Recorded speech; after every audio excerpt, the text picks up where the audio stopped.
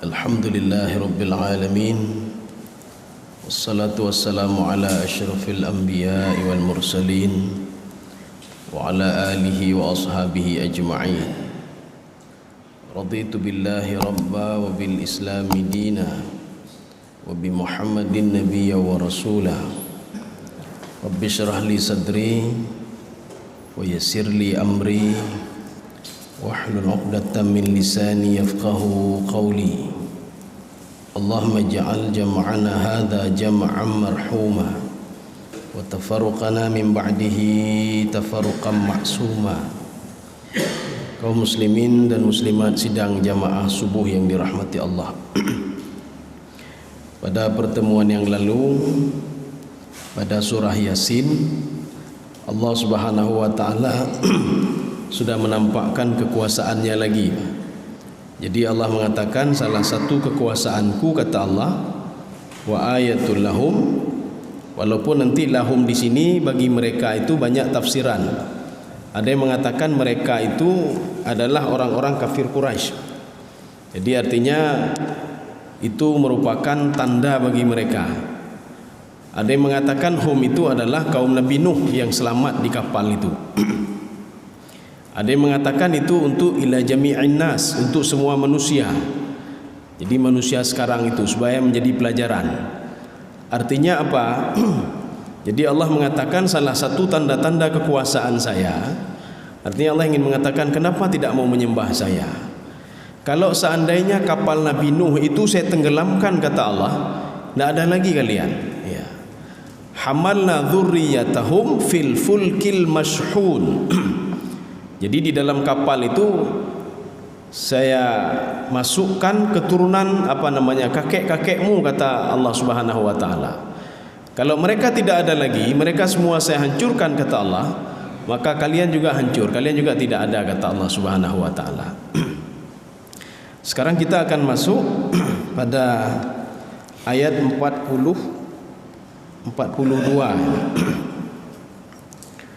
A'udzu billahi minasy syaithanir rajim. Bismillahirrahmanirrahim. Wa khalaqna lahum min mithlihi ma yarkabun. Jadi di sini kemudian kami ciptakan seperti itu juga. Ini apa maksudnya ini? Jadi di dalam tafsir Al-Wasit beliau mengatakan, Syekh Tantawi mengatakan, ini namanya bayanun nikmatin ukhra. Allah akan menjelaskan nikmat yang lain. Jadi nikmat yang lain. Jadi sekarang kapal Nabi Nuh itu sudah ini. Jadi cerita tentang Nabi Nuh sudah. Sekarang Allah wa khalaqna mim mithlihi ma yarkabun. Jadi Allah akan nampakkan kekuasaan lain lagi. Ini tafsiran yang pertama. Dengan kapal Nabi Nuh itu menjadi fondasi dasar kepada orang lain untuk membuat kapal. Ya. Jadi ini namanya wa khalaqna lahum mim mithlihi ma yarkabun. Ini juga yang ditafsirkan oleh Ibnu Abbas.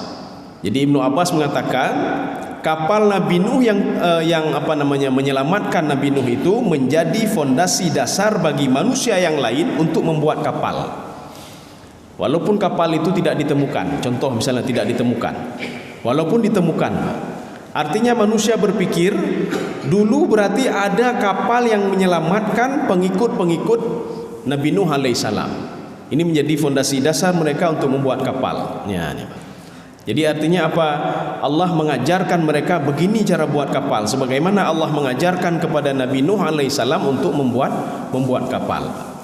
Secara logika tidak mungkin Nabi Nuh itu bisa membuat kapal begitu saja, tidak mungkin. Tapi ketika kita membaca ayat suci Al-Qur'an, Allah mengatakan di situ wasna'il fulka bi a'yunina wa wahyina. Buatlah kapal dengan bi a'yunina wa wahyina. Terus kami pantau dan dengan wahyu kami, kata Allah Subhanahu wa taala kepada Nabi Nuh alaihissalam. Akhirnya kapal itu menjadi sebuah kapal yang sangat besar sekali.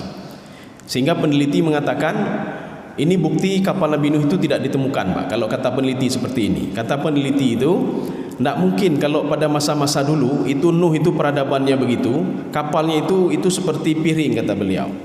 seperti piring. Nabi Nuh tidak sampai terpikir seperti itu ada berapa tingkat, tidak ada itu kata beliau. Tapi dibantah lagi oleh orang lain. Kalau kapalnya seperti piring, jadi semua di situ ada binatang buas, ada manusia, ada ini, ada itu, tidak mungkin lah. Jadi binatang buas itu akan memakan yang lain, tidak mungkin kata mereka. Artinya apa? Kapal Nabi Nuh itu sangat spesial sekali. Ya, ini yang dimaksudkan dengan wa khalaqna lahum mimithlihi. Jadi kami ciptakan juga, artinya mereka ini mimithlihi ma yarkabun. Manusia ini menjadi motivasi terhadap kapal Nabi Nuh, sehingga mereka juga berpacu untuk membuat kapal. Satu, tafsiran yang pertama. Tafsiran yang kedua, ini termasuk di dalam tafsir Al-Qurtubi. Imam Al-Qurtubi mengatakan mimithlihi di sini adalah onta, kata beliau. Setelah kejadian Nabi Nuh, sebagai iktibar manusia, kapal padang pasir itu adalah onta yang bisa membawa manusia. Ya, ini Pak. Ini dalam tafsir Al-Qurtubi, Pak. Tapi tidak banyak yang menafsirkan onta, Pak. Termasuk nanti ada tafsir Ibnu Katsir. Beliau mengatakan itu onta juga, Pak. Mimithlihi ma yarkabun. Jadi kapal Nabi Nuh itu contoh bagi umat-umat setelahnya. Kemudian onta juga contoh. Maka kenapa di dalam Al-Quran Allah mengatakan afala yanzuruna ilal ibili kaifa khuliqat. Jadi perhatikanlah bagaimana onta itu saya ciptakan, kata Allah. Struktur tubuhnya yang sangat berbeda sekali. Kemudian dia berbeda dengan makhluk-makhluk yang lain, kata Allah Subhanahu wa taala. Itu onta sekali minum dia bisa menyimpan di dalam perutnya sampai sebulan 2 bulan itu. Dan dia bisa melanjutkan perjalanan tanpa minum, karena dia sudah minum terlebih dahulu. Berbeda dengan binatang yang lain. Jadi makanya yang dimaksudkan dengan mimithlihi di sini adalah onta. Jadi artinya nikmat yang luar biasa diberikan oleh Allah Subhanahu wa taala kepada manusia. Kaum muslimin sidang jamaah yang dirahmati Allah. Kita jangan sampai seperti yang digambarkan di dalam Al-Quran. Kalau Allah mau, kata Allah, semua makhluk ini akan saya hancurkan. Saya datangkan orang-orang mukmin yang patuh kepada saya cinta kepada mereka, mereka mencintai saya. Yuhibbunahum wa yuhibbunahum. Adzillatin 'alal mu'minin, a'izzatin 'alal kafirin. Jadi kalau seandainya saya mau, semua saya hancurkan, kata Allah. Kemudian saya datangkan orang yang malim-malim mendumba, taat-taat mendumba beribadah kepada Allah Subhanahu wa taala. Tapi Allah tidak mau. Jadi Allah ingin menampakkan keadilannya. Allah ingin memberikan kesempatan bagi orang berbuat dosa untuk bertaubat. Jadi tidak semua orang berbuat dosa itu bisa celaka, tidak. Tidak semua orang beribadah itu bisa masuk ke dalam surga, tidak juga, kata Allah. Jadi bisa saja mereka pada akhir hayatnya mereka itu ingkar kepada Allah, mereka syirik kepada Allah, mereka kufur kepada Allah, dan mereka bisa masuk ke dalam neraka. Bisa juga orang-orang buat dosa, Pak. Hidupnya berbuat dosa, terus berbuat dosa, terus berbuat dosa.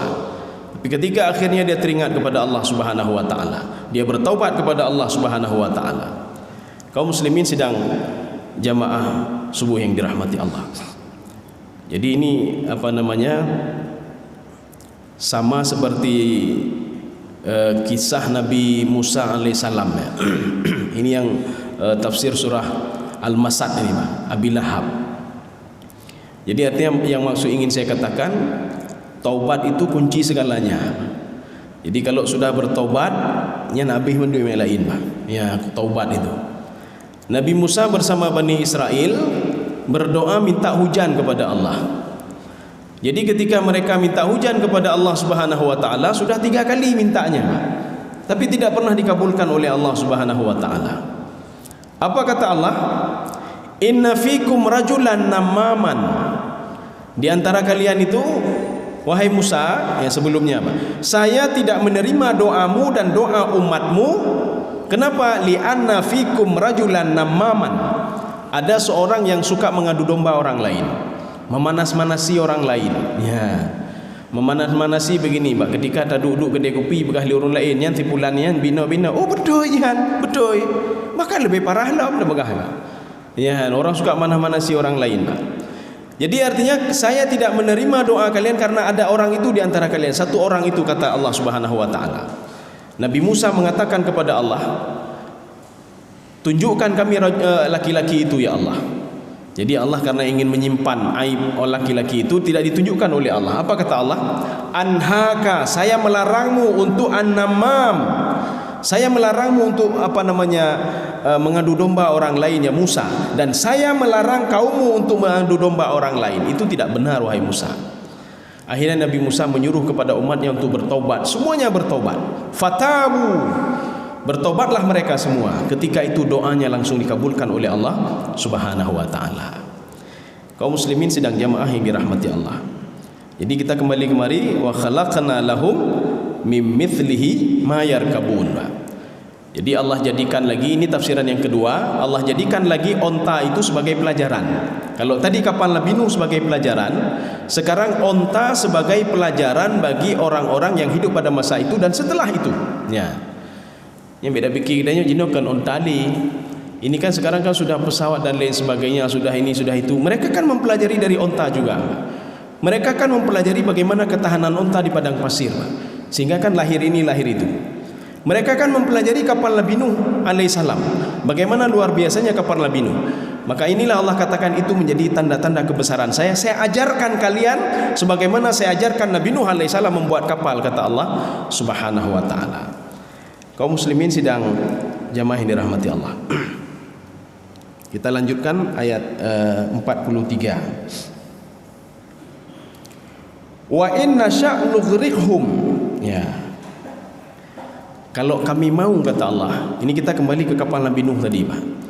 Wa inna sya'nughriqhum. Kalau kami mau, kami kehendaki, itu sudah saya tenggelamkan kapal Nabi Nuh itu. Tidak ada lagi keturunan-keturunan Nabi Nuh, Pak. Kalau keturunan Nabi Nuh tidak ada lagi, maka ini tidak ada lagi sekarang, Pak. Tidak ada lagi. Ya. Jadi makanya di dalam tafsir Al-Qurtubi itu beliau mengatakan itu untuk semuanya, Pak. Berlaku untuk semuanya. Jadi artinya berlaku untuk Nabi Nuh, berlaku untuk masa kita ini, dan berlaku untuk pada masa Rasulullah sallallahu alaihi wasallam dulu, Pak. Ya, jadi begini, nanti jangan sampai ini di Al-Qur'an itu kan untuk orang itu saja, bukan untuk kita. Tidak, Pak. Jadi makanya memang nanti ininya yang berbeda, Pak. Jadi volume azabnya yang berbeda. Kalau dulu azabnya itu luar biasa, tapi kalau sekarang itu mungkin volumenya sudah dikurangkan oleh Allah Subhanahu wa taala. Dulu kalau ada orang yang mengurangi timbangan, itu sekali goncangan, Pak. Akhadathumur rajfatu fa asbahu fi darihim jathimin. Jadi pada masa Nabi Syuaib alaihissalam, Allah sudah memberitahukan jangan mengurangi timbangan. Diberitahukan lagi. Makanya Allah tidak mengazab suatu kaum kecuali sudah diberitahukan terlebih dahulu. Dikasih tahu terlebih dahulu, jangan ya, jangan, tak mau dengar, hancur, semua hancur, Pak. Jadi tidak main-main, Pak. Nabi Nuh begitu juga, pembangkang Nabi Nuh, jangan begitu, jangan sembah patung, nggak mau dengar, naik ke atas kapal, semua dihancurkan, satu orang pun tidak ada yang hidup, Pak. Kaum Nabi Ad juga pada masa Nabi Ad itu, Pak. Kaum Ad itu Nabi Hud. Ketika Allah memerintahkan kepada Nabi Hud, tolong kasih tahu kepada kaum Ad supaya mensyukuri nikmatku, tidak ada yang mau. Kasih tahu lagi, tidak ada yang mau. Kasih tahu lagi, tidak ada yang mau. Saya hancurkan semua. Tapi kalau sekarang, karena Nabi sudah pernah minta sama Allah Subhanahu wa taala, ya, Pak. Nabi minta kepada Allah pada surah Al-Baqarah ayat 286. Jadi permintaan ini ketika Mi'raj, ya, kita sudah pernah ngomong itu masalah itu, Pak. Jadi Nabi Muhammad langsung, maka ini adalah salah satu ayat langsung Nabi menerima dari Allah, tidak ada perantara, Pak. Yaitu surah Al-Baqarah ayat 286. Ketika Allah mengatakan la yukallifullahu nafsan illa wus'aha laha ma kasabat wa 'alaiha maktasabat. Wahai Muhammad, saya tidak membebankan umatmu itu dengan suatu hal yang berat-berat. Laha ma kasabat wa 'alaiha maktasabat. Kalau dia buat dosa, saya kasih ini azab dia. Kalau dia buat apa, saya kasih pahala untuk dia. Rupanya firman Allah ini didengar oleh malaikat Jibril, Pak. Malaikat Jibril waktu itu tidak bersama Nabi Muhammad, didengar oleh malaikat Jibril. Apa kata malaikat Jibril? Muhammad, salhu, mintalah kepada Allah, akan diberikan kepadamu sesuatu hal. Minta, karena ini sudah diberikan ini oleh Allah Subhanahu wa taala. Akhirnya Nabi Muhammad minta beberapa kepada Allah, berdoa kepada Allah. Salah satu permintaan pertama, Rabbana la tu'akhidna in nasina aw akhtana. Ya Allah, jangan azab kami kalau kami lupa atau kami berbuat dosa. Ya, Pak. Ini apa maksud kami lupa atau berbuat dosa, Pak? Artinya jangan azab kami seperti Bani Israel. Bani Israel ketika sudah dikasih tahu oleh nabinya, rasulnya, mereka nak mau dengar, langsung dihabiskan semua oleh Allah. Dihabiskan. Tetapi Rasulullah minta tolong pending sebentar ya Allah. Ya. Inna sina, kalau kami lupa, au akhtana, atau kami sengaja berbuat dosa. Karena urun sengaja berbuat dosa. Ya. Jadi dia sengaja berbuat dosa, artinya Allah minta, ya Allah saya minta umatku jangan engkau azab langsung dia. Berikan waktu lagi, ulurkan waktu, ulurkan waktu. Sekarang kan sudah banyak yang diulurkan waktu oleh Allah Subhanahu wa taala. Dan tidak dihabiskan juga oleh Allah. Tidak dihabiskan juga oleh Allah Subhanahu wa taala. Artinya diulurkan waktu sampai dia mau bertobat. Karena ada di dalam kitabnya Imam Al-Ghazali, ada sebuah riwayat yang dikutip oleh Imam Al-Ghazali. Tatkala seorang itu berbuat dosa, ini umat Nabi Muhammad, maka dosa itu tidak langsung ditulis oleh malaikat sebelah kiri ini, tapi ditunggu sampai beberapa jam dulu, dia bertobat atau tidak kepada Allah Subhanahu wa taala. Ketika dia bertobat maka enggak jadi tulis, jadi dia istighfar. Tapi ketika dia tidak istighfar, baru tulis. Oh, anak kemahan ada tulis. Besok begitu juga ditunggu lagi, tulis lagi. Kaum muslimin sedang jamaah yang dirahmati Allah. Jadi makanya masalah banjir, kejadian dulu, banjirnya Nabi Nuh yang menghabiskan semua orang, itu bisa terulang lagi sekarang. Terulangnya begini, tidak seperti volumenya, tidak seperti mereka, tidak hancur semua, tidak. Ini karena juga berkat doa Rasulullah SAW. Ketika Rasulullah juga berdoa kepada Allah, Rabbana wala tuhammilna ma la taqata lana bi. Sebelumnya Rabbana wala tahmil alaina isran kama hamaltahu ala alladziina min qablina. Jadi jangan bebankan kami seperti orang-orang dulu ya Allah. Berat dah ya Allah, berat dah lah ya Allah ya. Sekarang kita sudah mudah sekali, tapi makin mudah dapat gahro tutah pak tutah, ya temayang tutah, pegaji tutah, mandu tutah. Yang buat susah itu kita sendiri, Pak. Padahal kalau kita lihat orang dulu itu lebih parah lagi, Pak. Dulu pada masa Nabi Musa alaihissalam, itu di dalam ajarannya itu, kalau di sini kena najis, payah koh bajai, Pak, koh bajai. Kena lo di sini, payah koh lah bajai, Pak. Yang bajai payah apa? Tapi ketika Nabi Muhammad SAW, ketika kena najis, nanti di situ ada bagaimana cara membersihkan najis. Tinggal dibersihkan saja. Cuma nanti tergantung najisnya, ada najis ringan, ada najis berat. Ya, bagaimana cara membersihkannya? Yang jelas tidak dipotong dan tidak dibuang. Kaum muslimin sedang jamaah yang dirahmati Allah. Wa inna sya' nughriqhum. Jadi kalau kami mau, kami hancurkan mereka semua. Ini di dalam tafsir Jalalain apa kata beliau? Ma'a ijadi sufun. Walaupun kapal itu masih utuh seperti semula, tetapi bisa isi kapal itu dikeluarkan semua oleh Allah Subhanahu wa taala. Ya, Pak. Bisa dikeluarkan oleh Allah. Jadi kapalnya tidak ada apa-apa tapi orangnya bisa hancur semua. Jadi kalau Allah mau bisa hancur semuanya. Tetapi Allah tidak mau. Jadi Allah ingin melihat mana seorang hamba yang patuh kepada Allah, mana seorang hamba yang ingkar. Bagaimana cara melihatnya? Diberikan waktu oleh Allah, Pak. Ketika dia buat dosa, biarkan saja dulu. Mudah-mudahan dia dapat petunjuk, Pak. Ya, Pak. Jadi dibiarkan terus oleh Allah Subhanahu wa taala. Ini kalau kita melihat dalam versi tafsir Jalalain, Pak. Jadi kata beliau, dihancurkan itu bukan dengan kapal-kapalnya, tidak. Ya, ditenggelamkan, tetapi orang-orangnya saja yang saya tenggelamkan, kata Allah Subhanahu wa taala. Inilah kejadian Nabi Musa alaihissalam ketika protes. Ya, ini cerita kita dulu ketika dalam surah Al-Kahfi, Pak. Ketika Nabi Musa protes kepada Nabi Khidir alaihissalam, kenapa kapal itu dilobangi, Pak? Ya, dilobangi itu bahkan dalam satu tafsir itu bukan dilobangi, ditendang, lempengan kayunya itu ditendang ada berapa lembar. Tetapi kapal tidak tenggelam juga. Tidak tenggelam kapal itu, Pak. Ya, kan heran juga. Bahkan itu Nabi Musa alaihissalam sudah mengangkat bajunya. Artinya apa? Air itu sudah masuk ke dalam kapal, tapi kapal tidak tenggelam. Kalau Allah menginginkan tidak tenggelam, maka kapalnya tidak tenggelam. Jadi ketika itu kenapa mesti di laut? Allah ingin memberi pelajaran kepada Nabi Musa alaihissalam. Wahai Musa, kamu dulu bukan di dalam kapal, tetapi di dalam sebuah peti. Peti itu kan kalau langsung bisa mati, tapi tidak saya jaga kamu, wahai Musa. Ketika kamu masih bayi, ibumu memasukkan kamu ke dalam peti, karena ayah Nabi Musa itu pembuat peti, maknya ayah Nabi Musa pembuat peti. Jadi mereka pesan apakah peti untuk bayi, peti untuk mayat dan lain sebagainya. Jadi dimasukkan Nabi Musa ke dalam peti itu. Ketika itu disuruh oleh Allah Subhanahu wa taala, alqihu, lemparkan dia. Ya, jadi disuruh lempar ke dalam. Ibunya ragu-ragu, jangan ragu-ragu kamu. Kalau kamu mau mendengar perintah saya, semua Musa akan saya kembalikan kepadamu, kata Allah Subhanahu wa taala. Kalau kamu mau mendengar perintah saya, Musa akan saya kembalikan, kamu akan hidup lagi dengan Musa alaihissalam. Rupanya betul Pak, Nabi Musa dikembalikan lagi oleh Allah Subhanahu wa taala kepada ibunya. Kaum muslimin sidang jamaah yang dirahmati Allah. Fala sarikha lahum. Kalau seandainya ditenggelamkan nanti, fala sarikha lahum. Saya tidak tahu di dalam terjemahan diterjemahkan apa. Di dalam kamus sarikh itu teriakan, Pak. Ya. Ini aneh juga kita. Ini kok teriakan, apa maksud teriakan di sini, Pak?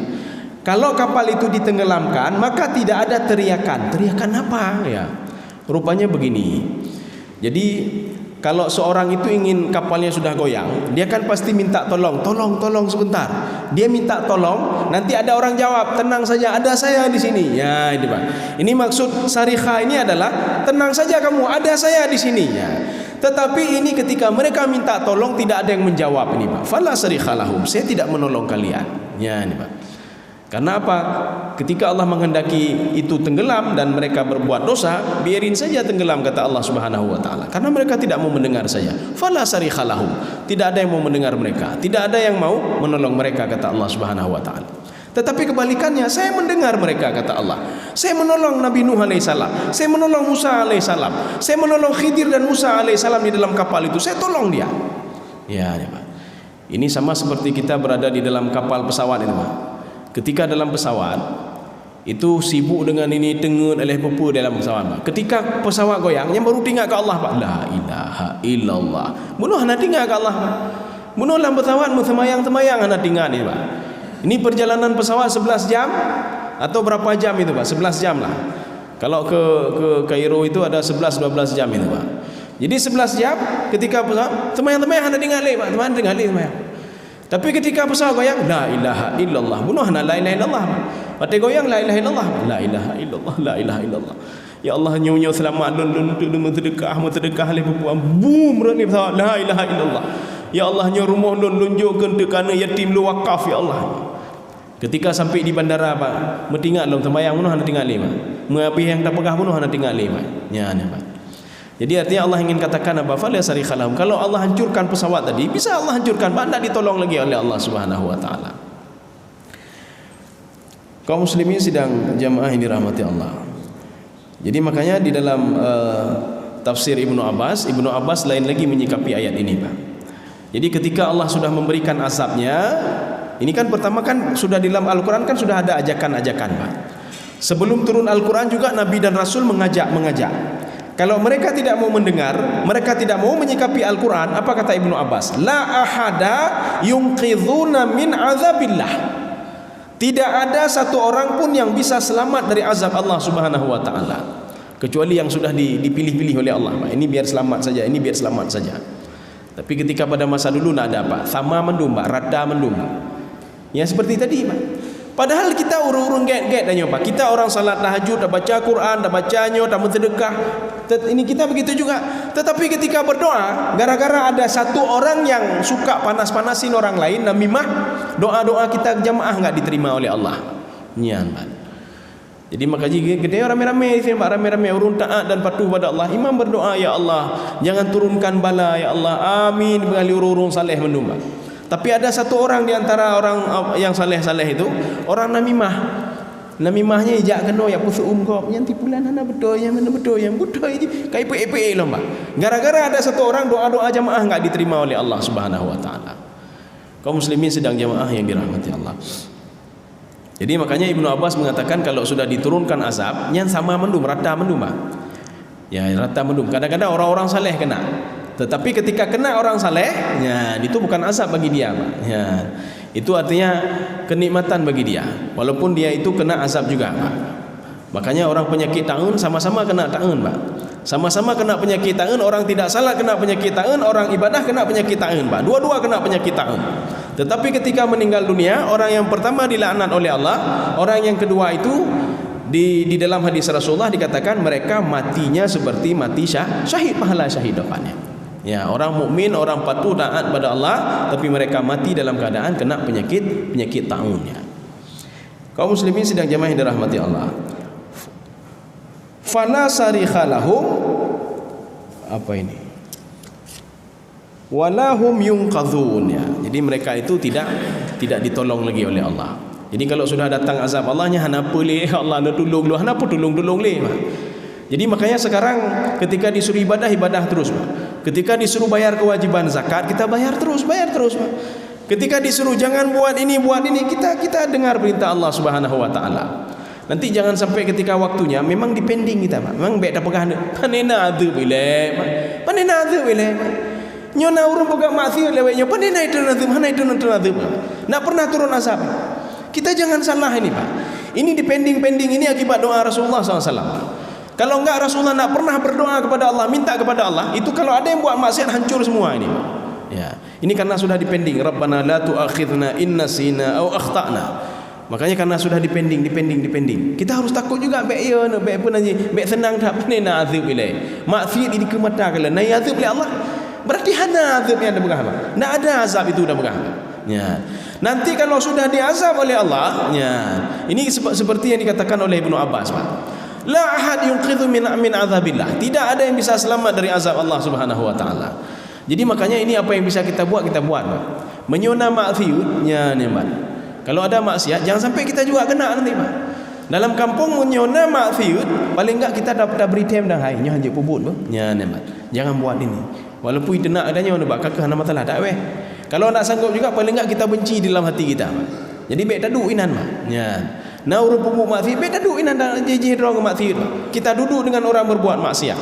Artinya paling enggak kita benci secara hati kita, Pak. Alah, tak weh juga. Nyo yazib lulung kenang ni, Pak. Ya, Pak. Ini sama ketika pada masa Nabi Musa alaihissalam. Ini ada di dalam kitab Ihya Ulumuddin punya Imam Al-Ghazali, Pak. Jadi ada seorang penduduk kampung Bani Israel, ini Bani Israel semua. Jadi kita jangan terbayang Bani Israelnya boro-boro akai mandum, Pak. Jangan terbayang begitu. Jadi Bani Israel itu makanya orang hebat ahli ibadah juga Bani Israel, pembangkang juga Bani Israel, Pak. Ya. Yang paling taat pada Allah juga Bani Israel, yang paling bangkang juga Bani Israel. Ya, Pak. Nabi Musa kan Bani Israel juga. Jadi di dalam satu kampung itu mereka patuh dan taat kepada Allah. Cuma ada seorang pemuda, ya, pemuda itu dia suka buat dosa. Jadi dia buat dosa, buat ini, buat itu, macam-macam dia buat. Penduduk kampung takut kalau azab Allah nanti menimpa mereka gara-gara pemuda itu. Maka ketika itu mereka berdoa kepada Allah. Ya Allah, bagaimana ini ya Allah? Kalau azab nanti menimpa, kami enggak membangkang kepadamu ya Allah, tapi gara-gara pemuda tadi engkau azab satu kampung ini ya Allah. Kemudian Allah Subhanahu wa taala mewahyukan kepada Nabi Musa alaihissalam, fa auhallahu ila Musa. Allah mewahyukan kepada Nabi Musa untuk datang ke kampung itu dan menarik pemuda itu, mengeluarkan pemuda itu dari kampung itu, karena Allah akan mengazab pemuda itu, Pak. Jadi jangan gara-gara Allah akan mengazab pemuda itu kena semuanya. Tidak dapat, ya Allah saya orang ahli ibadah, saya salat, saya bayar zakat, kenapa kena juga ya Allah? Ya gara-gara tadi. Jadi makanya pemuda itu dikeluarkan oleh Nabi Musa alaihissalam, diletakkan di sebuah gunung, Pak. Di sebuah ada pohon-pohon di situ, ada binatang-binatang. Apa kata Allah? Wahai Musa, jangan letakkan dia di situ. Kalau saya azab dia di situ, kena pohon nanti, kena binatang nanti. Pindahkan ke tempat lain. Pemuda itu takutnya luar biasa dia. Takutnya luar biasa. Akhirnya dipindahkanlah ke sebuah padang pasir yang tidak ada apa-apanya. Gepudu inan, Pak. Ya. Rupanya Allah masih membuka kesempatan kepada dia untuk bertaubat. Ya, Pak. Jadi ketika itu pemuda ini berdoa terus kepada Allah. Saking takutnya dia pada azab Allah, Pak. Dia berdoa kepada Allah. Ya Allah, kalau engkau azab saya hari ini ya Allah, saya minta ya Allah, paling enggak orang tua saya sempat melihat jasad saya ya Allah. Anak saya masih bisa berdoa kepada saya ya Allah. Ini kata pemuda ini, Pak. Saya masih bisa bertaubat juga kepadamu kalau bisa ya Allah. Jadi sambil dia berdoa itu dia meninggal. Ya, mati di padang pasir itu, Pak. Jadi rupanya belum diazab dengan azab yang sangat besar, tidak. Waktu itu Allah Subhanahu wa taala berbicara dengan Nabi Musa alaihissalam. Wahai Musa, tolong engkau ambil sebentar wali saya. Wali, Pak. Tolong engkau ambil sebentar wali saya. Di mana wali engkau ya Allah? Nabi Musa merasa ini, Pak. Karena Nabi Musa orangnya sangat cemburu sekali, Pak. Ketika Allah katakan di situ ada orang ini, mana orangnya? Ada wali, mana wali? Kok bisa ada wali? Saya kan hebat juga ya. Jadi ketika itu Allah mengatakan tolong ambil wali saya sebentar. Ketika itu Nabi Musa cari-cari, mana wali engkau ya Allah? Ada waliku yang sudah meninggal di padang pasir itu, diambil. Ini kan orang berbuat dosa kemarin ya Allah. Betul. Tetapi sebelum saya azab dia sudah duluan bertaubat kepada saya. Dia berdoa kepada saya, maka saya ampuni dosanya. Saya terima taubatnya, kata Allah Subhanahu wa taala. Ya, nikmat. Jadi kaum muslimin sedang jemaah yang dirahmati Allah. Jadi artinya kita tidak bisa melihat orang langsung dah kalian bik calon penghuni neraka mendum dah berah. Tak bisa begitu. Bisa-bisa gedanyo yang roh gedih, Pak. Jadi artinya kita tak boleh begitu. Jadi makanya dengan seperti ini kita selalu introspeksi diri. Kalian gedro apa betul ibadah lu ni? Pelun dek calon penghuni surga apa pergi bandonnya. Jadi kita introspeksi diri. Tak sempat mengintrospeksi orang lain lagi. Kaum muslimin sedang jemaah yang dirahmati Allah. Kita lanjut satu ayat lagi ni. Ya, sebenarnya dua ayat lagi enggak apa, satu ayat lagi supaya lengkap ini. Illa rahmatan minna wa mata'an ilahin. Ini ayat ini kita ambil saja di dalam tafsir At-Tabari ya, Pak. Karena kalau di dalam tafsir Jalalain, tafsir Sawi, beliau cuma mengatakan begini, kalian tidak selamat kecuali dengan rahmatku, kata Allah. Kasih sayang saya. Maka saya menyelamatkan mengambil Nabi Nuh itu kasih sayang saya. Kita selamat dari tsunami dulu karena kasih sayang Allah. Bisa saja kita meninggal dunia walaupun tinggalnya bukan di tempat-tempat yang kena tsunami, Pak. Ya, nih, Pak. Naci urung dari dino sengaja kejak gede, Pak. Kamu meninggal ya, Pak. Makanya Allah menyelamatkan karena kasih sayang Allah. Kenapa kasih sayang Allah? Mungkin kita masih ada dosa, Pak. Artinya diberikan kesempatan lagi oleh Allah Subhanahu wa taala untuk bertaubat dan kembali kepada Allah. Kalau seandainya ketika tsunami itu diambil bisa saja, Pak. Oh, mana hendak bubutnya terbubut. Ketika diminta pertanggungjawaban oleh Allah bagaimana, Pak? Artinya karena kasih sayang Allah. Di dalam tafsir At-Tabari, beliau sangat rinci lagi membahas tentang ini, Pak. Jadi At-Tabari itu beliau nanti membahas melalui hadis-hadis, Pak. Salah satunya ini kita ambil salah satu saja. Apa maksud ayat ini? Illa rahmatan minna wa mata'an ilahin. Setelah saya selamatkan, kata Allah, saya berikan lagi dia nikmat, kata Allah. Saya berikan dia nikmat. Perhatikan orang yang selamat dari tsunami, Pak. Diberikan nikmat lagi oleh Allah, Pak. Diberikan nikmat oleh Allah. Tidak diazab, diberikan nikmat, Pak. Ilahin, tetapi nikmat itu hanya sampai waktu tertentu saja. Makanya ketika habis diberikan nikmat, dicabut kembali nyawanya, Pak. Sudah habis. Kamu tidak pernah beribadah kepada saya. Saya berikan nikmat tapi tidak pernah teringat kepada saya. Ini yang kita takutkan ini, Pak. Ya, nih, Pak. Jadi baik bangga juga dia, Pak. Aduh, saya sudah selamat, Pak. Selamat dari ini, selamat dari itu. Diberikan sedikit diulurkan oleh Allah Subhanahu wa taala. Artinya apa? Ada waktu tinggal setahun, 2 tahun untuk beribadah, diberikan nikmatnya, nikmat jih, nikmat macam-macam. Tetapi setelah itu ditarik kembali oleh Allah, Pak. Ditarik oleh Allah, Pak. Nikmat ditarik, kita juga ditarik oleh Allah Subhanahu wa taala. Nyan bae nampu ya pegah li Allah, ya Allah kembalikan saya sebentar saja, saya belum ibadah lagi. Hanali, Pak. Tak ada lagi, Pak. Jadi artinya ketika kita diberikan sehat, Pak. Ya, nyawa dia sakitnya humlah. Nyawa dia diberikan sehat, artinya itu dipending kita untuk meninggal dunia mungkin, Pak. Ya, nyawa sehat, hidup sehat. Artinya diulurkan waktu, diberikan nikmat ini, nikmat itu, tapi pada waktunya nanti akan ditarik kembali nikmat itu dan kita juga ditarik oleh Allah Subhanahu wa taala. Maka pergunakanlah kesempatan yang sempit, Pak. Ya, jadi hendak ada depu dia waktu sempit waktunya, Pak, untuk terus beribadah. Karena hidup ini kan ibadah, Pak, penuh dengan ibadah. Wa ma khalaqtul jinna wal ins illa liya'budun. Tidak saya ciptakan jin dan manusia kecuali untuk beribadah. Jadi ibadah dalam arti yang sangat luas sekali, bukan sujud saja, tidak. Jadi artinya sampai dalam hati saja niatnya ke ibadah. Nah, niatnya dalam hatinya ibadah. Artinya ku ke gop yang kena dosa, Pak. Ya, jadi sampai segitu, Pak. Tersenyum saja juga ibadah. Jadi bahkan di dalam hadis At-Tirmizi, Pak, ibadah itu luas sekali. Memindahkan ini di jalan juga ibadah, tersenyum juga ibadah, memberikan kontribusi pikiran juga ibadah, memberikan kontribusi ini juga, ini kata Imam Sya'rawi, Pak. Kontribusi ini membantu orang lain juga ibadah. Ibadah itu luas sekali. Berbaik sangka orang lain juga ibadah. Semua ibadah. Ya. Jadi mudah-mudahan ada manfaatnya. Mungkin ada yang perlu ditanyakan, kami persilakan. Ya. Ada yang mau bertanya?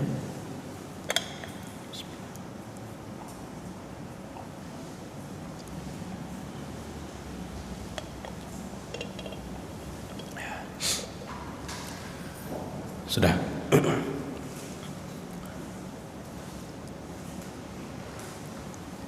Saya rasa cukup demikian saja.